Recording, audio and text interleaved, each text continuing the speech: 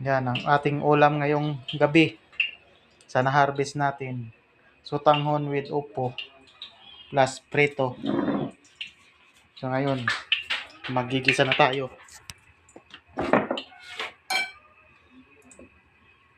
Magmikos-mikos na tayo, mga brods.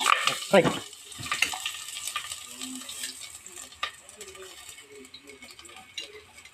Yan.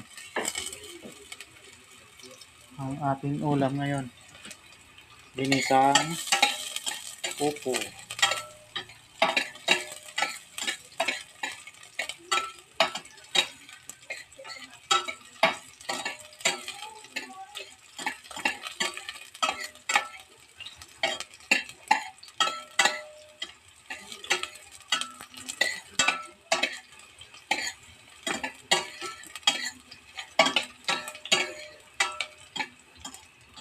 Mikos-mikos.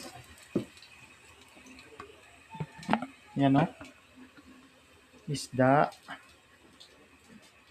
Upo. Sa na-harvest natin kanina.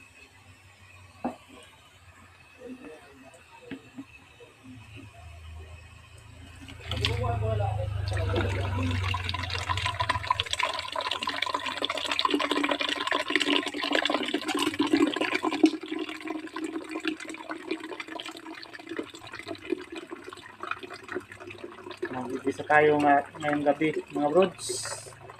Ang ating isang ulam ngayong gabi. Upo sa tanghon. Ano?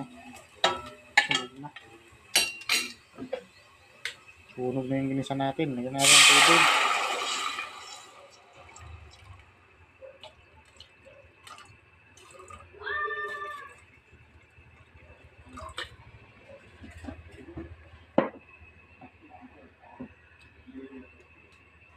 Tapos yung ating upo.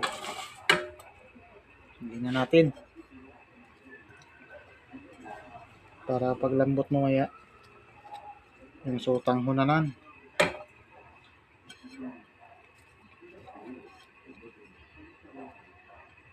Saka yung preto. Sarap to mamaya, mga brods.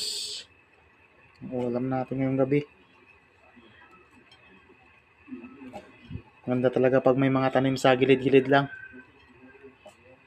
Kung gusto mo ng pang ulam, haharvest ka lang.